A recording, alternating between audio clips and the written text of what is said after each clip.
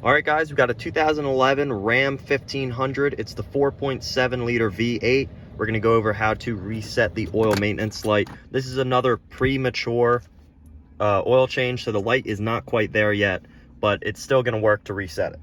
First thing you're going to do, take your key. You're going to put it in the slot to the on position, so 2 clicks. That was 1. That's the second. Wait for the chime and the lights. And then for you, your message would come up. I don't have any messages, but all you're gonna do, it's just like the Chevy, a lot of Fords do this too. 3 steps on the gas pedal, and I like to hold on the last one, just like maybe 5 seconds.